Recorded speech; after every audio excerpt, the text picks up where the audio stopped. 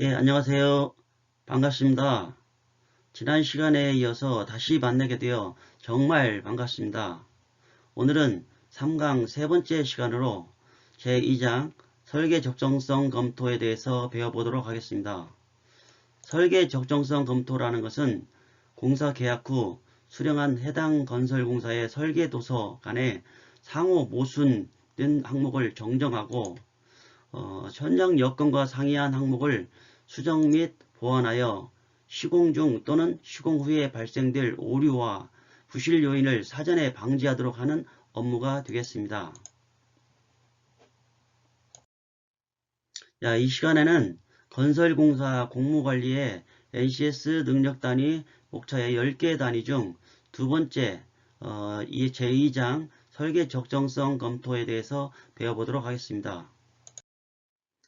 설계 적정성 검토의 목차를 보면 제1편 설계기준 및 관련 법규 적용, 제2편 설계도서관 불일치사항, 시공성 검토, 대체공법 결정하기가 되겠습니다. 먼저 제1편 설계기준 및 관련 법규 적용 여부 검토를 보겠습니다. 1-1의 설계공법의 이해와 적정성 판별을 보면 설계도서 목록표를 확인하고 설계도서의 종류를 확인하여 수령 후 현장에서 설계도서 관리를 해야 합니다. 설계도서의 종류로는 도면에 실시설계 도면, 시방서, 계산서, 내역서, 산출서, 단가잔수서가 있고 보고서에는 설계보고서, 설명서, 유지관리 지침서 등이 있습니다. 첫 번째 설계 조건 확인에서 먼저 발주자의 정의를 보면 건설공사를 건설 시공자에게 도급하는 자를 이렇게 말합니다. 공공발주자의 경우는 정부, 지방자치단체, 공공기관이고 민간발주자의 경우는 민간기업, 개인이 되겠습니다. 발주자 요구사항으로는 설계가 변경되지 않도록 관리하고 설계의 의도를 존중하여 시공계획을 수립하여 완벽하게 시공이 잘 완공되도록 해야 되겠습니다. 건설 관련 법규 조사에서는 설계 단계에 작성한 법규 검토서를 검토 시점의 최신 법규와 비교 자료를 활용해야 합니다. 또한 대지 조건을 조사하고 최신 법규를 잘 활용하여 조사를 해야 합니다. 두 번째는 설계 적정성 검토입니다. 현장의 설계에 반영된 공법을 검토하여 이해하고 설계도서를 충분히 숙지해야 합니다. 공종별 설계 시스템을 파악해야 하며 설계도서에 명기된 설계공법은 공사 금액과 시공에 막대한 영향을 미치므로 공법을 충분히 검토한 후에 품질을 확보하며 경제적이고 효율적인 최근 공법을 적용하는 것이 좋습니다. 두 번째 설계도서 검토 사항으로는 설계도서의 내용이 현장 조건과 일치 여부 검토와 설계도서대로 시공될 수 있는지 여부를 검토해야만 합니다. 1-2 규정 변경 유무의 판결 및 지역자료 조사입니다. 관련 법규는 국가법령과 지방자치단체의 법규를 찾아 최신본을 확인해야 합니다. 그래서 최신 법규와 설계 당시 법규를 비교하여 최신 법규의 제한사항이 저촉되지 않는지 확인하고 설계 변경이 필요한지 여부를 결정해야만 합니다. 규정의 적용 시점을 확인해야 하고 법규 체크리스트를 작성하여 체계적으로 관리를 하는 것이 좋습니다. 또한 시공계약 이후 착공 전 지역의 관련 계획을 확인하여 도서를 면밀히 검토해야만 합니다. 대지 조건은 온나라 부동산 정보 사이트에 접속하여서 토지 이용 계획, 지적도를 인터넷으로 열람해서 볼 수 있습니다. 지구 단위 계획과 경관 계획, 하천 정비 계획, 기본 계획을 확인해 봐야 합니다. 이것은 토지 이용 계획 확인 열람 화면 사례가 되겠습니다. 도시계획 확인하기 및 지구 단위 계획은 서울 도시계획 포털에 접속하여 확인하면 되겠습니다. 지구 단위 계획이라는 것은 토지 이용을 합리화하고 그 기능을 증진시키며 미관을 개선하고 양호한 환경을 확보하며 당해 지역을 체계적, 계획적으로 관리하기 위하여 수립하는 도시군 관리 계획이 되겠습니다. 인센티브가 있는데요. 토지 소유자가 자신의 대지 일부를 도로, 공원 등 공공시설 부지로 제공할 경우 건폐율이나 용적률의 완화를 받아 건축 밀도를 높여서 건축할 수 있는 것이죠. 인센티브 종류로는 건폐율, 건축 면적, 대지 면적, 용적률, 연면적, 지상층 연면적 등이 있습니다. 지하 시설물도 반드시 확인을 해야겠죠. 지하 통합지도, GIS, 지하 매설물, 통합정보 시스템을 활용해야 하고 하천의 경우도 하천관리 지리정보 시스템을 통해 하천 기본계획 보고서를 PDF 파일로 다운로드하여서 확인을 할 수가 있겠습니다. 물 관련 정보 찾기는 수자원관리 종합정보 시스템을 통해 강수량, 하천 현황, 지하수, 수도, 자연재해에 대해 정보를 찾을 수가 있습니다. 경관계획은 경관 설계 지침을 참고하면 되겠습니다. 자, 이제 제2편 설계도서관 불일치 사항 검토입니다. 이것은 공사 전에 도서 불일치 내용 파악 및 구조 검토를 해야겠죠. 설계자가 작성한 실설계 도서에 대하여 발주자 설계 지침 및 관련 법규 등에 따라 적합한지 아래 사항을 중점적으로 검토하여서 현장 적용성을 확인해야만 합니다. 발주자의 요구 조건과 과잉, 설계 여부, 경제성 등을 검토해야겠죠. 두 번째로 이제 설계도면 검토는 검토 확인할 내용을 누락하지 않아야 합니다. 건설공사의 관련 법령, 기준, 구조물의 설치 형태, 사용 재료, 시공 가능성 여부, 구조 계산의 적정성 등을 검토해야만 합니다. 또한 측량 및 지반조사, 공사기간의 공정표, 각 공종 간 적정성, 신공법 적용 여부 등을 면밀히 검토할 필요가 있는 것입니다. 설계 검토 방향 설정에서는 설계도서의 문제점이 발생하거나 설계와 관련된 중요한 변경 및 예산과 관련된 사항에 대하여는 당해 문제점과 대책이 포함된 보고서를 작성하여 발주자에게 보고하고 지시를 받아 업무를 수행하는 것이 좋겠습니다. 설계검토 절차를 보면 설계검토, 점검, 검산, 실행 등 설계를 검토할 수 있는 다양한 방법을 사용하여야 하며 과업수행계획서에 제시된 절차를 준수하는 것이 좋겠습니다. 검토 및 확인사항은 아래 검토 항목을 참조하시기 바랍니다. 설계도서의 검토는 다음의 것을 결정하여 확인해야 하겠습니다. 설계도서의 다음 사항도 참조하여 검토해야 합니다. 세 번째로는 구조계산서와 구조도면 검토입니다. 현장 상황의 변경으로 인한 구조계산 요구 조건의 변경사항은 반드시 구조 설계자의 확인을 받아야 하고 공법의 변경사항은 변경 전 후에 물량으로 정리하고 공법과 물량의 변경은 공사비 변동의 원인이 되기 때문에 추후에 실정 보고를 하여 설계 변경과 계약 변경을 하면 되겠습니다. 구조 설계 도면과 현장의 상황을 대조하여 불일치 사항이 발견된 경우 반드시 구조 설계자의 검토 확인을 받아 시공을 해야만 합니다. 고정 하중 및 활라중의 영향도 충분히 반영하여 변경 검토를 해야만 하는 것입니다. 설비 및 장비 하중의 변경도 마찬가지로 반영을 해야 되겠습니다. 자, 이제 내역서 확인에 대해서 이제 알아보겠습니다. 설계도서 중에 공사비를 알 수 있는 계약내역서를 현장에서 볼 수가 있죠. 계약내역서의 구성을 보면 아래 표와 같이 모든 공사를 포함하여 한 장에 집계한 전체 공사비를 갑지라고 합니다. 여기 갑지를 보면 직접 공사비의 공종별 집계 금액을 볼 수가 있고 아래에 간접비를 볼 수 있고 맨 아래에 보면 총 공사비가 나와 있습니다. 을지는 아래 표와 같이 개별 공사의 공종별 내역서이며 세부 공사의 재료와 공법을 재료비, 농업비, 경비로 분류하여서 산정한 것을 이렇게 볼 수 있습니다. 수량산출서는 공사 도급 내역서의 세부 공사비 산출의 근거를 표현한 서류가 되겠습니다. 공사 원가 계산서는 공사 시공 과정에서 발생한 재료비, 농업비, 경비의 합계액을 이렇게 말하는 것입니다.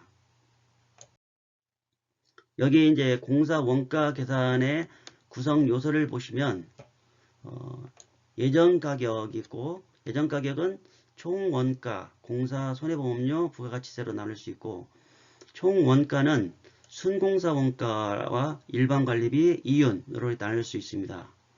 순공사 원가는 재료비, 농업비, 경비로 나눌 수 있는데, 먼저 재료비는 직접 재료비와 간접 재료비로 나눌 수 있고, 농업비는 직접 농업비, 간접 농업비, 경비는 기계경비, 각종 보험료, 안전관리비, 환경보전비 등이 있습니다. 일반 관리비는 순공사 원가 곱하기 일반 관리 비율, 이윤은 농업비 플러스 경비, 일반 관리비, 이윤율 이렇게 되겠습니다. 2-3의 설계 변경 예산 산출 및 실정 보고입니다.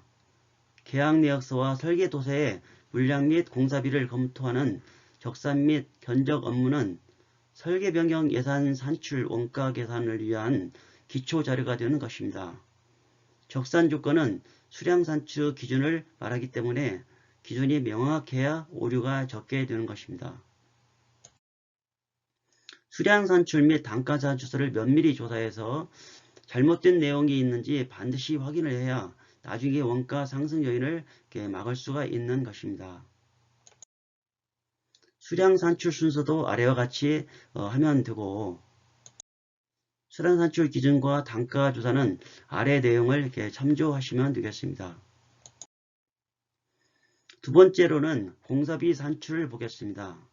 공사 내역서는 시공업자가 공사 도급 계약을 할 때에 제출하는 서식으로 공사비 상세 내역을 합산하여 차례대로 기록한 서식이 되겠습니다.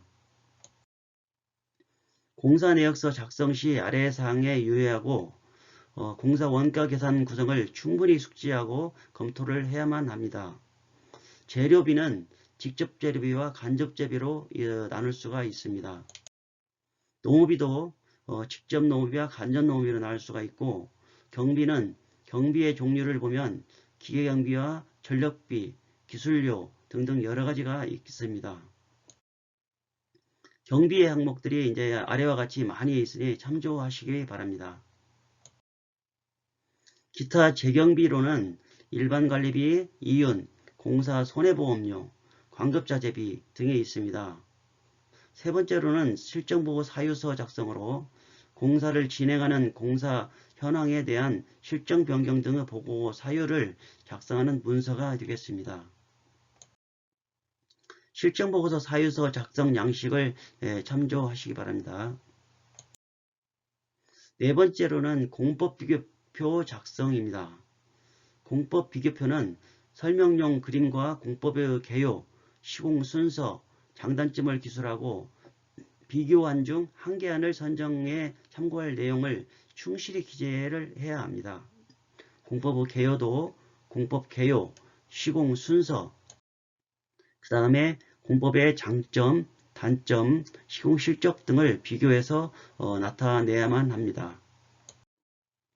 공법 비교표는 다양한 공법에 대한 비교를 하여서 그 내용을 기록하여 놓은 것을 말하고, 공법 비교표 작성 요령은 아래를 참조하시기 바랍니다. 제3편 시공성 검토하기에 설계 공법의 시공 리스크 예측을 보겠습니다. 시공성 검토 사항으로는 항목별 기준으로 도면을 검토하면 되겠습니다. 도면 검토 세부 항목으로는 아래 내용을 참조하시기 바랍니다.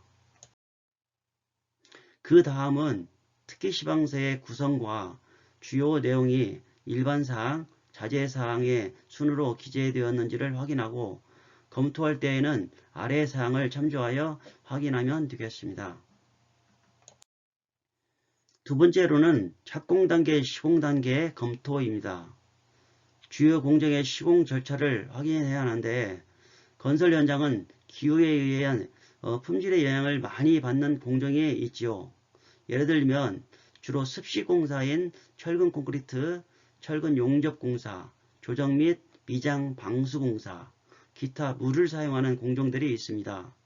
아래 방수공사를 예를 들어 검토한 것을 참조하시면 많이 도움이 될 것입니다. 건축물 배치 도면을 사전에 작성해보고 가설 시설물 설치 계획서를 작성해야만 합니다. 공사 착수 단계 그 밖의 업무를 아래와 같이 수행해야 합니다. 공정간 간섭 파악 및 주변 상황 파악도 중요한 사항이라고 할 수 있습니다. 설계 인터페이스 관리로 아래 사항을 검토해야 하고 인터페이스 관리 방안 수립, 해결 방안 조치 계획 및 현안 사항을 해결해야만 합니다. 매설물 조사도 정말 중요하지요.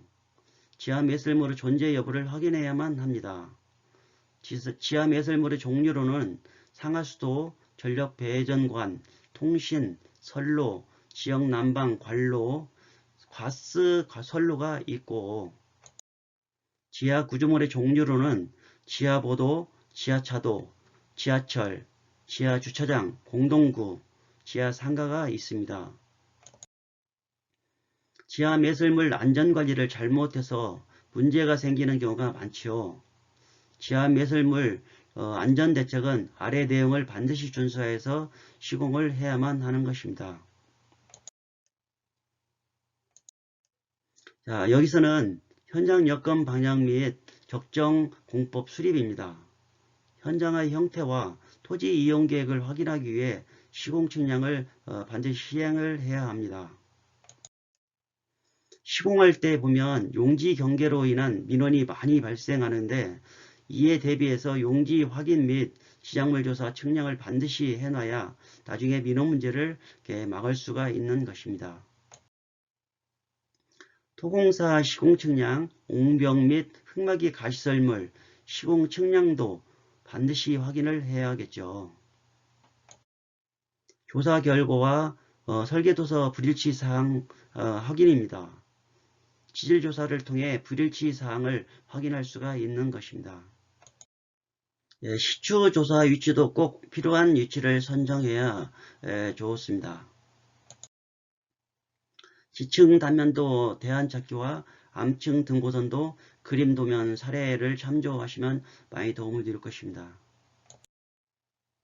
기초지지공법 확인은 터파기 공사 시 지질이 단단한 안반층이 조기에 발견되는 경우에는 지층에 직접 기초를 이렇게 안 치고 반대로 연약지층의 지질조사보다 깊이 나오는 경우에는 연약지반에 맞는 그 공법을 검토를 해야 하는 것입니다. 자, 이제 제4편 대체공법 결정에 대해서 알아보도록 하겠습니다. 설계 변경의 경우 두 가지가 있는데 발주자 요청에 의한 설계 변경과 시공사 제안에 의한 설계 변경으로 이렇게 나눌 수가 있겠습니다. 그 다음은 물가 변동에 의한 설계 변경이 있습니다. 설계 변경 처리 절차는 아래와 같이 하면 되겠습니다. 4-2의 대체공법 제시 및 시공 반영입니다. 설계 변경은 시공사에서 설계 변경 요청서를 제출하면 감리단에서 검토를 하여 발주처에 제출하여 승인을 받아 시공자에게 서면으로 통보를 해야만 하는 것입니다. 설계 변경으로 대체 공법이 발생한 신규 비목에 대해서는 아래와 같이 하도급 계약을 변경해야 합니다. 신기술 사용 협약서도 작성을 하여 관리를 해야 되겠죠. 기술 사용료, 하도급의 신기술, 보유자의 특별한 장비 등을 사용해야 시공 및 품질 확보가 가능한 경우에는 하도급 계약을 체결하여 공사에 참여하게 할 수 있는 것입니다. 건설공사 표준 하도급 계약서 양식을 이렇게 있으니 참조를 하시면 되겠습니다. 자, 이상으로 제3강 제2장 설계 적정성 검토에 대해서 지금까지 배웠습니다.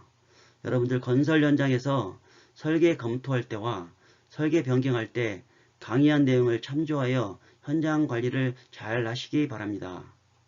다음 이제 4강에서는 제3장 실행예산 관리에 대해서 배워보도록 하겠습니다. 여러분들 수고 많았습니다. 다음에 또 만나요.